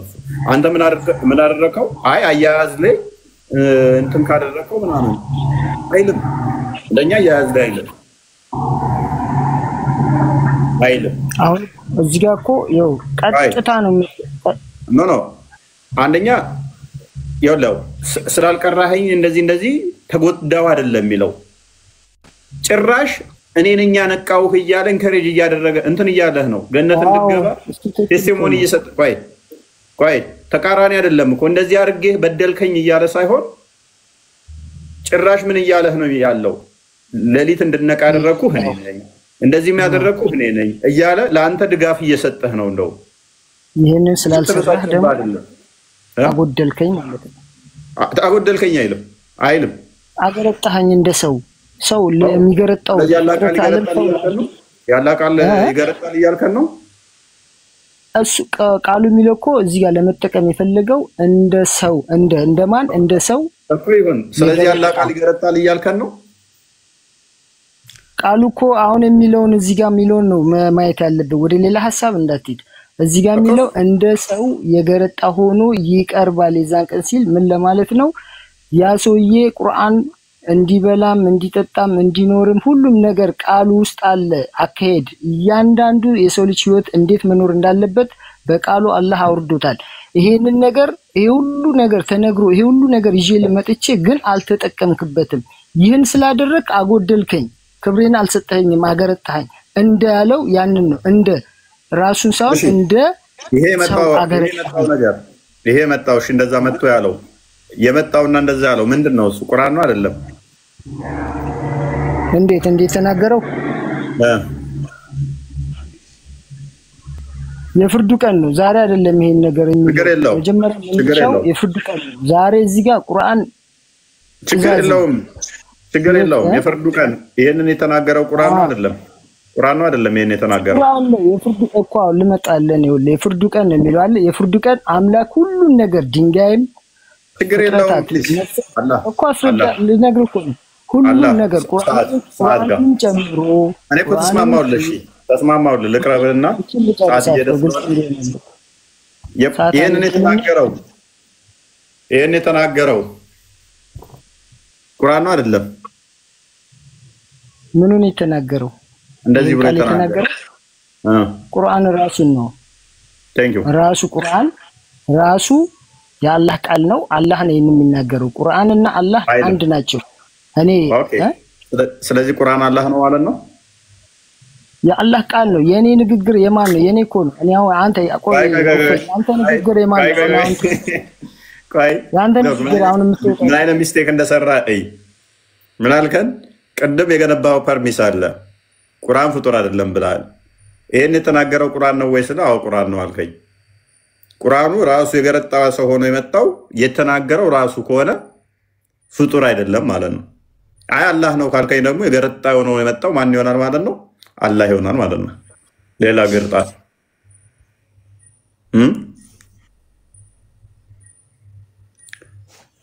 ግርጣት ይሆናል። ሚውት እያደረገኝ ስለሆነ ነው። ሚውት እያደረገኝ ነው። ይኸውልህ እዚህ ጋር ሳይኮ ነው። የሳይኮ ነገር እኔ ተረጋግቼ ስለማዳምጥ ወደዛም ወደዚህ አይደለም። ለምን የምትናገረውን እያንዳንዷን ፖይንት ተረጋግቼ ነው ማዳምጥ። ለዛ ነው ከፖርሽኑ ማለት ከንቱኑ ማለት እና ምን እንደሆነ አሁን ካንተ የሚወጣው ቃል አንተ የምትናገረው ድምጽ ካንተ የሚወጣው ቃል የማን ነው? ያንተ አይደለም? ቅድም ብዬ ነግሬ ነበር። አላህ ቅድም ብዬ ነገርኩ። ምሳሌ የሚለው ምሳሌ ፍጥረታት ለምን ትደግማለህ? የኔ ቃል ለምሳሌ ፍጡር ነው። ስለዚህ ያላ ቃል እንደኔ ቃል ነው እያልክ ነው? ያላ ቃል ፍጡር ነው? ፍጡር ማለት ምንድነው? መጀመሪያ እስኪ ልጠይቅ። ያላ ቃል እንደኔ ቃል ነው? ፍጡር ማለት በጊዜ ውስጥ ወይ ግልጽ እንድንግባባ ወደሱ እንመጣለን። እንድንግባባ ፍጡር ማለት ምን ማለት ነው? መጀመሪያ በቃ ጅማሬ ያለው ነገር ተፈጣሪ ማለት ነው። ያ የሆነ አካል የሰራው የፈጠረው የሆነ አካል የሆነ አስተካክሎ ያመጣው የሆነ በቃ የሆነ አካል ባለቤት ያለው ማለት ነው። ፍጡር ማለት ባለቤት አለው። እኔ አሁን ሞባይል ብፈጥር የሞባይል ፈጣሪ ነኝ፣ እኔ ባለቤት ነኝ ማለት የዛ ተጠሪው እኔ ነኝ። የሆነ ነገር አንተ ብፈጥር የዛ ፈጠራ ባለቤት አንተ ነህ። ፍጡር በሚለው ሊገናኝ ስላልሆነ ያላ ቃል ምን ቃል ነው? አው ወደ ራስ ወደኛ ስናመጣ አላህም እንደዚሁ ያ ቃል የተናገረው የማን ነው? የራሱ ነው። ከሌላ ውጪ የመጣ ከሌላ ቃል ተስማማውኝ እኮ አቡ ስለዚህ ባለቤቱ ነው። በቃ የሱ ቃል ነው። ልትነጥል አትችልም። አላህ ተስማማው እኮ እሺ፣ የራሱ ነው፣ የሱ ነው፣ የራሱ ነው፣ ያላህ ቃል ነው። ያ ያላህ ቃል ግን ቁርአን ፍጡር ያልሆነው ቁርአኑ ራሱ ደግሞ መጥቶ የገረጣ ሰው ሆኖ ይናገራል ነው የሚለው እንጂ አላህ ይናገራል አይደለም የሚለው። እሱ አላመጣልህ እኮ ነው። አሁን በመሀል እየገባ እንትን አልከኝ እንጂ የቂያማ ቀን ነው የሚለው። ዋናው ፖይንቱ ምኑ ጋር ነው? የቂያማ ቀን ዱንያ እዚህ ምድር ላይ ሳይሆን ነገ በትንሣኤ ቀን ነው የሚለው አለ። የትንሣኤ ቀን ደግሞ አላህ Subhanahu Wa Ta'ala ምንድነው እንኳን ቁርአንን የሚያክል ነገር ቁርአንን የሚያክል ነገር አይደለም የማይናገሩ እንስሳዎች፣ ድንጋዮች፣ ሁሉ ነገሮች እንዲናገሩ ያስችላቸዋል። ሁሉም የጥፋቱን የተበደለውን በደሉን የሰራውን ሁሉ የፍርዱ ቀን ለምስክርነት ይቀርባል። ያን የማስቻል አቅም ያለው ማን ነው? አላህ Subhanahu Wa Ta'ala ነው። ዛሬ እዚህ ምድር ላይ እንኳን የማይናገር ሞባይልን የሚያክል ነገር እንዲናገር ያደረገ ነገ ቁርአንን፣ ድንጋይን፣ ከብቶች፣ እንስሳዎች ሁሉ ነገር እንዲናገሩ በምን ሁሉም በሚግባቡት ቋንቋ እንዲግባቡ የማድረግ ስልጣኑ የሱ ነው። ይህንን ለምን እንዴት አስቻለው? እኛ የምናውቀው ጉዳይ አይደለም የሳይኮ። ስለዚህ ቴንክ ዩ ስለዚህ አርጉመንተን እንዴት ላሳየህ? ቁርአን ያላህ ቃል ነው። ቁርአን ያላህ ቃል ነው። በደንብ አስተውሉ። ቁርአን ያላህ ቃል ነው። ያላህ ቃል ደግሞ ፍጡር አይደለም። ፍጡር ያልሆነው ያላህ ቃል በቂያማ ቀን የገረጣ ሰው መስሎ ይመጣል። ከዛ አላህን ያልሆነው ነገር ግን ያላህ ቃል የሆነው አካል ይዞ ይመጣል ማለት ነው። ምን አይነት አካል? የገረጣ ሰው የሚመስል አካል ይዞ ይመጣል። ፍጡር ያልሆነው ያላህ ቃል የገረጣ ሰው መስሎ ይመጣል። ፍጡር ያልሆነው ያላህ ቃል የገረጣ ሰው ሆኖ ይመጣል። ከዛስ ይናገራል። አላህም ይናገራል፣ ይሄም አካል ይናገራል። አትሊስት ስንት ተናጋሪ የተለያዩ አሉን ማለት ነው? በአካል ደረጃ 2 አሉን ማለት ነው። ቴንኪው ከማለት በላይ ምንም አንፈልግም ከዚህ ውጭ። ቁርአኑም ይናገራል። እንዲናገረው አደረገ ብትልም ፍጡር አይደለም ብለህ በመጀመሪያ ገንብተሃል። አሌስ ምን እስካላልክ ድረስ በቂያማ ቀን የሚለው ምንም ማተር አያደርግም። በቂያማ ቀን አንተ እየሳብክ ያለው ገና ነው፣ ወደፊት ነው የሚሆነው። ዳዝ ማተር በፈጣሪ ዘንድ ታይም ማተር ስለማያደርግ ማለት ነው። ወደፊት እንደዚህ ወደፊት ነው፣ ወደፊት ስለሆነ who cares? ለምን በቃ በጣም በብዙ ትሪሊየን ዓመት አይሆንም። ማተር አያደርግም እሱ ታይም ማተር ስለማያደርገው ፈጣሪ ማለት ነው። አሌስ ምን ብለህ እስካላመንክ ድረስ ያላህ ቃሉ ይለያያል እስካላልክ ድረስ። ምክንያቱም ቁርአን ያላህ ቃል ከሆነ ሌላ ያላህ ቃል የሚባል ያንኛውን ቃል ሊያዘው ስለማይችል ማለት ነው። እና እናመሰግናለን። ሙሳ ድሬ ሰላም ነው? እንዴት ናችሁ? እፎይ አማን ነው? ሁሉ ተማም ነው? እንዴት ነው? አለን ሁሉ ሰላም፣ ሁሉ ተማም። እንዴት ነህ? ይመስገን አለን። ያው ዛሬ ከኛም ቶፒክ አውጥተውን ወደ ሌላ ቶፒክ ውስጥ ገባንና አክቹዋሊ እኔ እንደዚህም እንትን እላለሁ ብዬ አላሰብኩም። ዝም ብዬ ደብሮኝ ነበር ዛሬ። መግባቱም ኢንተረስትም አልነበረኝም። ክርስቲያን ማሞተ እኔስ አንድ ጥያቄ እንቀበልና ጥያቄ አለ? ጥያቄ ነበረኝ እኔ አንዴ ሰማ ሙሳን እንቀበለውና እስኪ ሰዓት ካለ ሰዓት እንሄዳለን። እኔም ትንሽ ስራ ላይ ነበርኩና አልተመቸኝም። ካላችሁ እናንተ አውሩ። ይቅርታ ግን ኦኬ። ክርስቲያን አንድ እንቀበል ነው ይብቃል። ሰዓቱ ቆሶታል 6:30። በየመሀልም እኮ ብዙ ጥያቄ የተቀበልክ ይብቃል መሰለኝ። መሸ ዛሬ ይብቃል። አዲት ነገ የነገ ሰው ይበለን። ነገና አዲት ነገ ሳይሆን ዛሬ ምንድን ነው? ዛሬ ቀን መች ነው? ሰኞ ማክሰኞ፣ ሐሙስ፣ ቅዳሜ፣ እሁድ እኔ ያለኝ። ነገ ሰው ቤት እንገባ እንችላለን ክርስቲያን ከከፈተ። ደህና ደሩ ሁላችሁ። እሺ ደህና ደሩ። ወዳችኋለን። እሺ በርታ፣ ጸሎት አድርግ፣ ጸልይላለን፣ አንብብ፣ በርታ።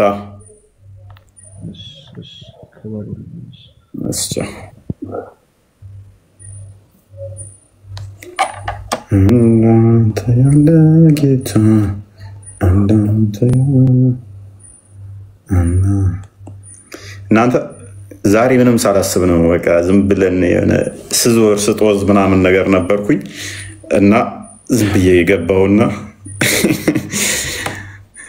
ኤርስ አላህ አደምን በእጁ ፈጠረው የሚለው ላይ ነበር ሞር ፎከስ ማድረግ የፈለኩት። አላህ በእጆቹ ከፈጠረው ልብ በሉ ካየነው ቀደም ባየናቸው ላይ በእጆቹ ከሰራው ትከሻውንም እንዲህ መምታት ከቻለ ቁርአኑ በግልጽ የሚናገረው በእጆቹ ፈጠረው ነው። ሱራ 26 ላይ ከገማ ጭቃ ፈጠረው ይላል አደምን። ሱረቱ ሳድ 75ኛው አያ ላይ ደግሞ በሁለት እጆች የፈጠርኩ ይላል። ስለዚህ አትሊስት ሁለቱን ጭቃዎች እንደዚህ አድርጎ ነው የፈጠረው ማለት ነው። ብቻ እንዴት የሚያደርግ ሁለቱ ጭቃዎች እጆቹን ነክቶታል።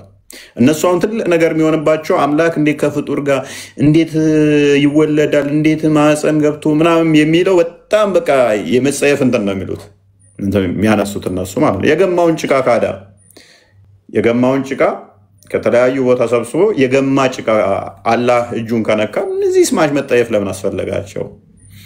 ሊትራልም ያቆሸዋል ብለው ስለሚያምኑ ነው እነሱ። በነገሩ ላይ እንኳን አምላክን ተውና ብርሃን ራሱ የሚቆሽሽ አለም። ብርሃን ላይ ጭቃ እንደዚህ ለጥፈ ታቆሸዋል እንዴ? ፊዚካል እንደዚህ የሆነ ቦዲ ስለሌለው ልታቆሸው አይችልም። አምላክ ደግሞ መንፈስ ነው። ስለዚህ ልታቆሸው አይችልም ማለት ነው። ሊቆሽሽ የሚችል አይደለም። ደግሞ ፈጣሪ በፍጡር ይቆሽሻል ብሎ ማሰብ በራሱ በጣም ደካማ አስተሳሰብ ነው። ስለዚህ ፈጣሪ እነሱ ሌላ የሚያነሷት ምንድነች? የተወለደ ያልተወለደ ምናምን ብለው እንትን ሞክ ሊያደርጉ ይችላሉ። በአካል ደረጃ እነሱ ጋር ኦኬ ጭቃ የነካው አካልና ያልነካው አካል አለ ማለት ነው። የሰራ አካልና ያልሰራ አካል አለ ማለት ነው። እጆቹ ከሰሩ እግሮቹ አልሰሩም ማለት ነው። አሊያም በእግሩ ተንቀሳቅሶ ሄዶ አመጣው ካላሉን በስተቀር ቁጭ ብለው ካመጡለት እንዲህ ብሎ ካበቃው እጁን አይሰራው ማለት ነው። ሌላው አካል አልሰራም። ፕላስ ደግሞ እጆቹ መዳፎቹን ነካኝ ሲል መሐመድ መዳፎቹን ነካኝ የጣቶቹም ቅዝቃዜ ተሰማኝ ይላል። ስለዚህ እጁ የአላህ እጅ ከሙሐመድ ሰውነት የማይበልጥ ነው ማለት ነው። በትከሻዬ ውስጥ ሲጨምር ነው የሚለው። በትከሻዬ ውስጥ ሲጨምር የጣቶቹ ጫፍ ቅዝቃዜ ተሰማኝ ይላል። ስለዚህ እጁ የአላህ ከሙሐመድ ትከሻ እንኳን መብለጥ ማይችል ነው ማለት ነው። እጆቹ ደግሞ 5 ጣቶች አሉት፣ መዳፍ አለው። ታዲያ ይሄ ነገር ምንድን ነው? 5 ጣት ያለው እጅ መዳፍ ያለው ምንድን ነው? ትቀላላችሁ። አምሳያ ያለውም እንዴ ብለህ ነው የምትሰክሰን? እኔ ነው የምትሰክሱት አለው በደንብ ማለት ነው። ከፍጡራን ጋር አይነካካም። እሺ ፈጥሮ የመታውስ አደም ፍጡር አይደለም እንዴ? 4 ነገር ሰራ ፍጥረታት የምትሉትስ ፍጡር አይደለም እንዴ? እነኚህን ስናያቸው ከአስተምሮቱ ጋር ተቃራኒ፣ በተለይም የዋብያው ሴክት ማለት ነው። እኛ እግዚአብሔር መንፈስ ነው ብለን እናምናለን። ያ መንፈስ የሆነው አምላክ እንደዚህ የአካል ክፍሎችን እንደዚህ እንትን ብለን አናጸድቅም። ነገር ግን አምላካችን ልብ አለው፣ እሱን አብ ብለን እንጠራለን። አምላካችን ሕያው ነው፣ እስትንፋስ ብለን እንጠራለን፣ ወይም መንፈስ ቅዱስ ብለን እንጠራለን። አምላካችን ቃል አለው፣ ቃሉን ወልድ ብለን እንጠራለን። በተጨማሪ በግብረ አካላት የተገለጹ አሉ በመጽሐፍ ቅዱስ ውስጥ። የእግዚአብሔር ጆሮች ወደ ጻድቃን ነው፣ አይኖቹ፣ እጆቹ ምናምን ተብለው ተዘርዝረዋል፣ ተገልጠዋል። ያ ማለት ግን ለመስሚያነት ብቻ የምታገለግል ለማያነት ብቻ የምታገለግል እንደዚህ አይነት አስተምሮ አይመጣውም ማለት ነው፣ አይመጣውም። በተረፈ አይ ቲንክ እንትን ላይ ሃይማኖተ አበው ላይ እና ሃይማኖተ አበው ላይ እንዲሁም ደግሞ ሃይማኖተ አበው የአትናቴዎስ እንትን ላይ መጽሐፈ ሜላድ ላይ ሰለስቱ ምዕት ላይ እንደዚህ አይነት የሰለስቱ ምዕትን ነው ኮት የሚያደርገው መጽሐፈ ሜላድ። ከፍና ዝቅ ብላችሁ ስታነቡት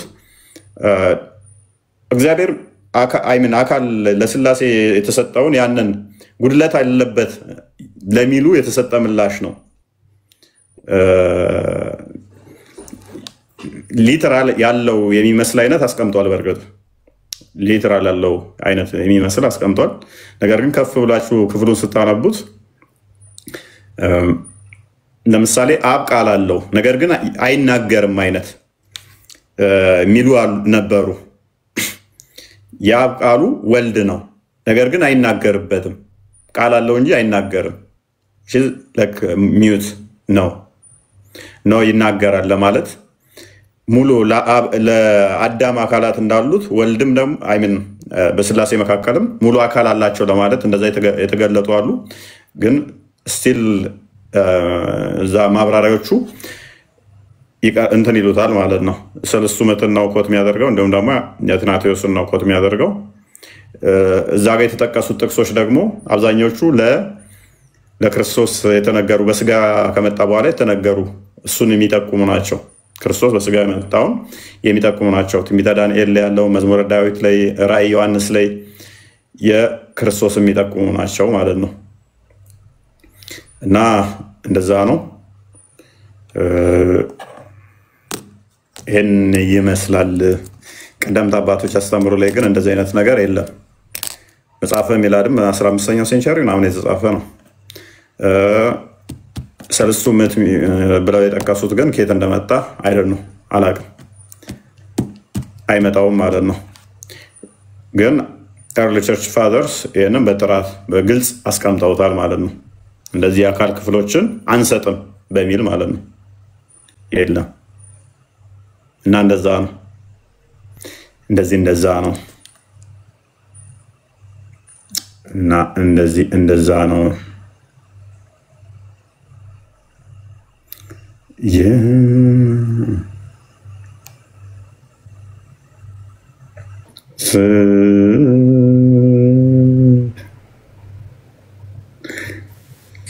ልትወጣ ነው እንዴ? እፎይ አረ ልገባ ነው ገና።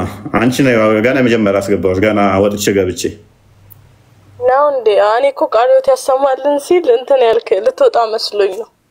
እንዴት ወጣለሁኝ? እኔ እኮ በነዳጅ እኮ መሰራ ቁጭ ብዬ ነው ማድረው። ኦክሲጅን ብቻ መሳብ ነው የሚጠበቅብኝ ካልኩኝ በቃ።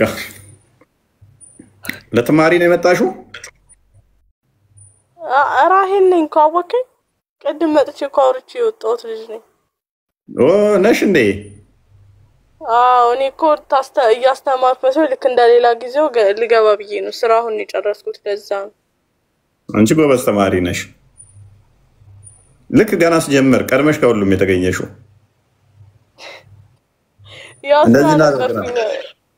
እንደዚህ እናደርግ ነበር ተማሪ ሆነን። ስም ሲመዘገብ ስም ይጠራ የለ የመጀመሪያ ፔሪየድ ላይ እንገኛለን። ከዛ በኋላ እንጠፋለን። አስታወሽኝ እሱን። አይ ነግሬሽ ስለነበር ብዬ ነው። 4 ሰዓት ላይ ስራ ጀምሬ አሁን ነው የጨረስኩት ለዛ። አይ ችግር የለውም ስለነገርሽን። እና ኦኬ ከፍ አደረኳት። አንተ ከፍ ላደርግሽ ፈልጌ ነበረ። ከጎን ላስቀምጥሽ ነበር ደስ እንዲልሽ። ምንድነው ፊትሽን እንዲጋርደሽ ምናምን ነገር። ክርስትና እንዴት ነው? ምን ያህል ጊዜ ሆነሽ?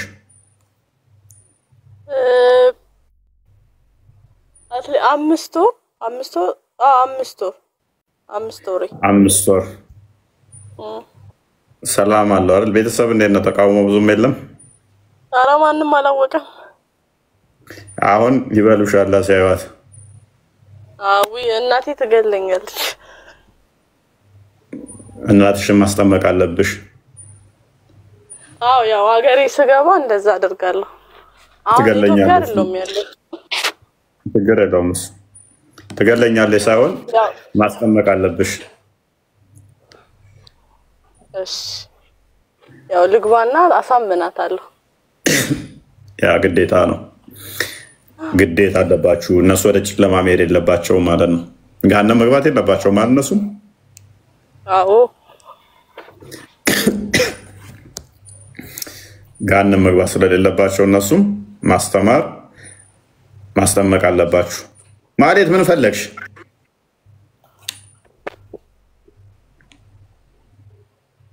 እነዚህ ሰዎች አይታዩም።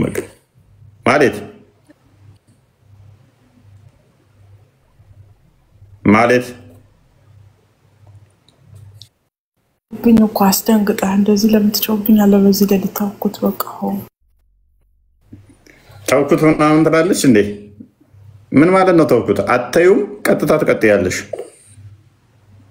ምን ፈልገሽ ነው? ደስ ይበላቸው። እስኪ ላስገባቸው። ራሔል የትኛው መዝሙር ነው እስኪ ወደ ክርስትና ስትመጪ በመጀመሪያ የሰማሽው ወይንም የወደድሽው የምትወጂው መዝሙር? ወደው የእንትና ማናት ዘርፌን ነው የምሰማው። እሺ ያስቆነብታል የሚለው በላስ ሌላ ደግሞ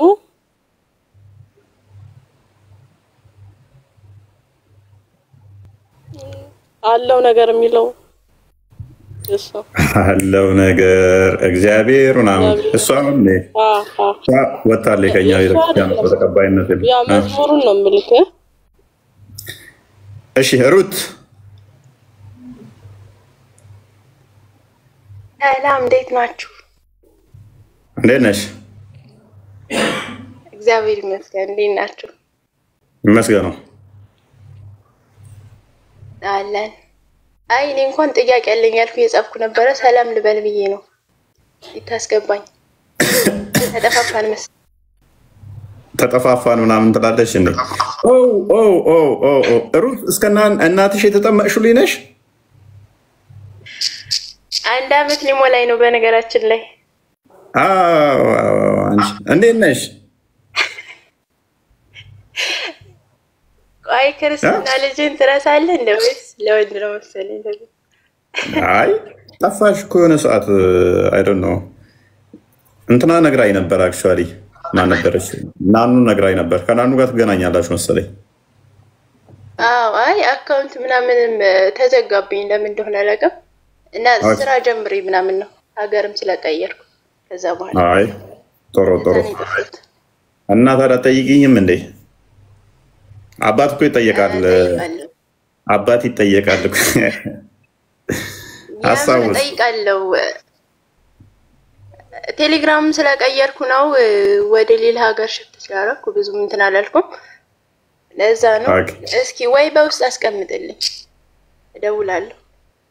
እና አባሽ ታደርጊልኛለሽ? አሁን እናትሽን አምጥሻለሁ። ቀረ ቤተሰብሽን አስተምሪ ይዘው አጠቅሚኝም። በቃ እንደው ረስተሽኝ እኔ ስናገር ነው ገና አንተ ምንም ጎበዙን አለች አሁን ብታያት ምናምን ማማዘር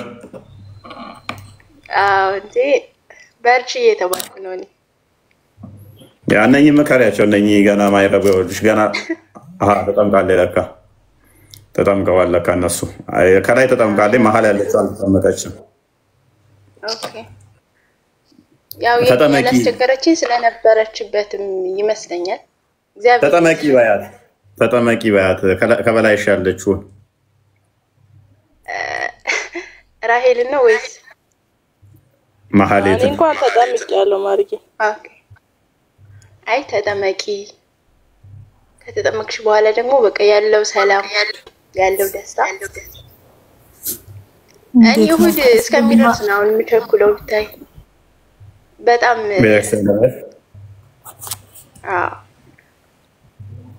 እናት ሰላም አግኝ የኔ ውድ በርቺ፣ አይዞሽ፣ እግዚአብሔር ያግዝሽ።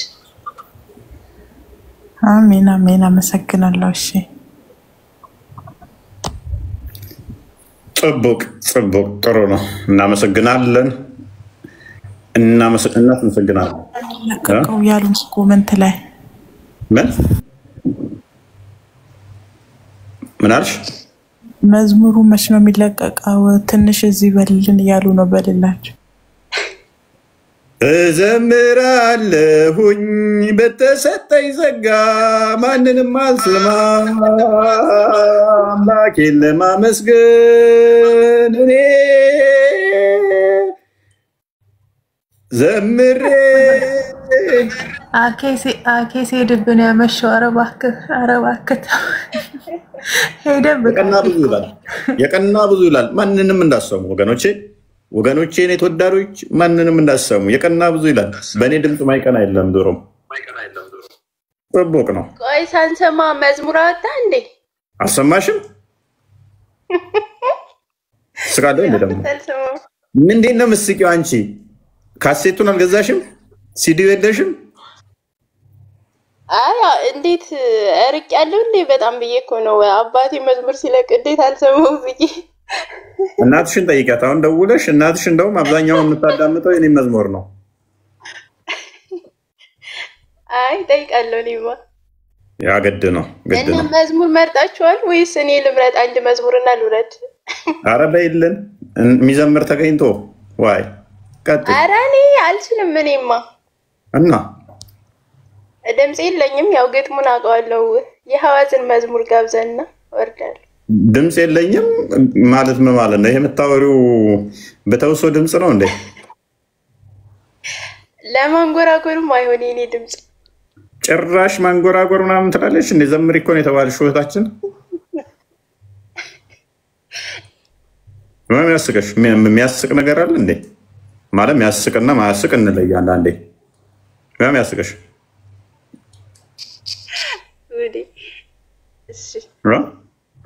አይ ዘምሪ የተባልሽው ታውቂ አይደለም። ነገ እዘምራለሁ። ለምን ዛሬ ማዘምር? ኢየሱስ ነው ብለው የሐዋዝን መዝሙር ጋብዘን። ምንድን ነው የሚያስቅሽ? ስንት ቀን ነው ቤተክርስቲያን ሄድሽው? ኧረ እኔ ሁሌ ነው የምሄደው። እና ምን ነው የሚያስቅሽ? ጸበል ምናምን ያስፈልጋታል ብለህ ነው እንዴ? ኧረ ጸበል አይበቃሽም፣ አለንጋም ያስፈልግሻል። አለንጋ ታውቂያለሽ?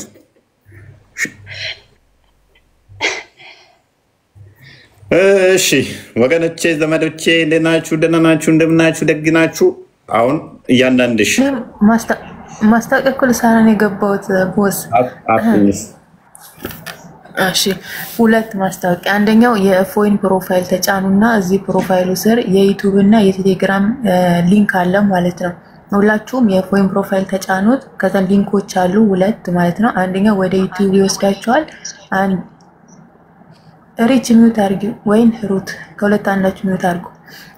ይቅርታ ግን እሺ። እና ሊንኮቹን ስትጫኑ አንደኛው ወደ ቴሌግራም አንደኛው ወደ ዩቲዩብ ይወስዳችኋል። ግቡና ዩቲዩብንም ቴሌግራሙንም ተቀላቀሉ ሰዎች። ሌላው ደግሞ ከሌላ ቤተ እምነት የመጣችሁ ከፕሮቴስታንት የመጣችሁ ከእስልምና የመጣችሁ አምስቱን አዕማደ ምስጢራት ተምራችሁ ነገር ግን መጽሐፍ ቅዱስ ጥናት ያልተማራችሁ ሌሎቹን የቤተክርስቲያን ትምህርት ያልተማራችሁ ካላችሁ ልናግዛችሁና መምህራንን ልናገናኛችሁ ዝግጁ ስለሆንን በውስጥ መስመር ነውና ጻፉልኝ ለኔ። እንዲሁም ደግሞ እዚህ ጋር መሲው ሳራ ምናምን የሚባሉ ልጆች አሉ፣ አንዳንድ ፕሮፋይል ያደረገ ልጆች ጻፉላቸው ለነሱ። እኛ ከመምህራን ጋር እናገናኛችሁና ትምህርት ትማራላችሁ ማለት ነው። ከእስልምና ብቻ ሳይሆን ከፕሮቴስታንትም የመጣችሁ ኦርቶዶክሳዊ ትምህርትን የምትፈልጉ መጽሐፍ ቅዱስ ጥናት የምትፈልጉ ማለት ነው። እና ቦስ በቃ ደህና ደር። ግን አመሸክ እኮ በዛ ከሆነት እንዴ ሰዓት ቀንስ። አንቺ ብቻ ነሽ እኮ በቃ የተረዳሽኝ። ዛሬ እኮ ፍላጎቴም አልነበረም የመግባት። አላሳውቅም ነበር አወራሬ ራሱ። አዎ ግን እኮ አመሸክ በጣም ማርያም 6 ሰዓት ይበቃናል። ያ I'm not interested today ምናምን ትላለህ። በቃ የመግባት ኢንተረስቴም አልነበረም እና ገባሁኝ ዝም ብዬ። ቆይ እንወድሃለን፣ እግዚአብሔር ይጠብቅህ። ካላፈርጣችሁ ረዱ። አሁን ሰላም ደሩ ሁላችሁም። ወረዱ ከቤቴ። ግን ለምን ቴሌግራም ላይ አድሚነት ያሰጠኝ? ምን የለሽም እንዴ? የለኝም እኮ ስጠኝና አካውንትሽን አላውቀውም። አላኪ ለክርስቲያን ጻፊለትና ክርስቲያን እንትን ይበለኝና ሰጥሻለሁ። ቴሌግራም ሞዴሬተር ያስፈልገናል። እንደው ሪች ጻፊልኝ መምህር መደብልሻለሁ። ወረጅ አንቺስ ምንድን ነው የምትሰሪው እዚህ ጋር? ዘግታ ወጣ ደክማል። እዚሁ ቤት ስጠብቅ ላደር ነው። ዘበኛ ነሽ እንደ አንቺ እኔ ቤት ውስጥ ዘበኛ እኔማ ዛሬ በቃ አንቺ እንዲህ ቤት ሰማለሁ ምናምን ብዬ ላሽ ይበሉሽ። እፎይ የቀጥሯት ነው። ድሮኑ ክርስቲያን ነች ሙስሊም አይደለችም ሰለም እንዲህ አይደለች እንትና የከፈረች አይደለችም ብለው ኑ እንግባ ስትል በቃ ታይም ተያዘና ንጽጽር መሰራው አቆነች። ከዛስ ሰዓቱ ሲደርስ ይነውሻ ቤት ከፍታ ስትጠብቃት ልይቷ አይ አደባባይ ከምናደርገው በሆስት እሺ ብለኝ ነበርና በሆስት ማለት የሆነ ያው ሚዲያ ላይ ብዙም ስለማላወራ እንደዚህ ገስተር ምናምን ስትለኝ የሆነ የፍርሃት ስሜት አለብኝ። አቅለምናገር የሆነ የመደብነባበር ነገር እዚህ ስገባ ያንን ነው የሚጠቀሙት እንጂ እውነት እንትን ለማለት አይደለምና በሆስት ችግር የለውም ነው ያልኳት። እሺ ያለች ሰዓት ቀጠርኩላት። ከዛ የሆነ እንትን አይታችሁት ከሆነ ቤት የገብታችሁት ትክክሱ ከፖስተትኩት በኋላ ደግሞ በውስጥ ቀሪልኝ አለች። እንዴ አደባባይ ላይ የፈለግሽውን ተባብለሽ ሰዓቱ ሲደርስ አይ በውስጥ እናድርገው በአደባባይ አይሁን እፎይ ቀጥሯት ድራማ ምሰራ ከሆነ ከ114ቱ ምዕራፍ ውስጥ የፈለጋችሁትን ቻሌንጅ ማድረግ ነው። አስተማሪ ነበረች ቁርአን የምትል እስልምና ለውሸት መቆም ስለማይችል አስቸጋሪ ነው። እስልምናው ቁርአንን ለዘመናት ስታስተምር የነበረች ልጅ ነች። ወጣች አለቀ። እና እናንተ እንደምታደርጉት ማድረግ ሰው አለው ሰው ምንም ነጥብ መታመጡብኝ ነገር ስለሌለ ነይ ግቢና ማን ነው እሱ ቁርአን የሚቀራው 114ቱንም የፈለግሽውን ቻሌንጅ እንደራረግ ስትላት ኖ አደባባይ ላይ አሁንም በውስጥ ለዘመናት እንግዲህ ንጽጽር የሰራች ነች ያችኛው እኮ እና አሁን ደግሞ ዋናውኛ አንቺ መቅራትሽ አለመቅራትሽ፣ አንቺ ማሸነፍሽ አለማሸነፍሽ፣ አንቺ መታየትሽ አለመታየትሽ፣ አንቺ ጎበዝ መሆንሽ አለመሆንሽ እኛ ምንም ነው ለኛ። እኛ ደስታችን አንቺ ተጠምቀሽ ክርስቶስን ለብሰሽ ከኛ ጋር እህታችን ወንድሞችሽ እህታችን ሲሉሽ እህቶችሽም እህታችን ሲሉሽ ክርስቲያን ስትሆኚ ከኛ ጋር አንድ ህብረት ስናደርግ ስታስቀድሺ ማየት። ሂሩት አሁን እንዳንቺ ነበር የጥያቄ እንትን ነበር ምናምን ቅድም የመጣችው ልጅ እስከነ እናቷን የተጠመቀች የዛሬ ዓመት ምናምን አካባቢ ላይ እና አንቺም ደግሞ እንደዛው ጎብዘሽ እሱን ነው ማየት የምንፈልገው ምንመኘውም እሱን ነው እና እንደዛ ነው ወገን። ዛሬ አይዶ ነው ምን እንዳወራውባችሁ ማላቅም ዛሬ እውነት ለመናገር ብሬን የራሱ በትክክል እየሰራ አይደለም ዛሬ። በጣም ይቅርታ ዛሬ ምን እንዳልኩ ማላቅም። በጣም ይቅርታ ዛሬ። ቻው። በቪዲዮ ታዋለህ። እሺ ችግር የለውም። ቻው። ብዙ ቃለው እንዴ በጣም ሶሪ ዛሬ እውነት ለመናገር ሙዴም አይደለም ዛሬ ተሙዴ ውጪ ነበርኩኝ እና ምንም እንትና ያለውም እና በጣም ይቅርታ። እሺ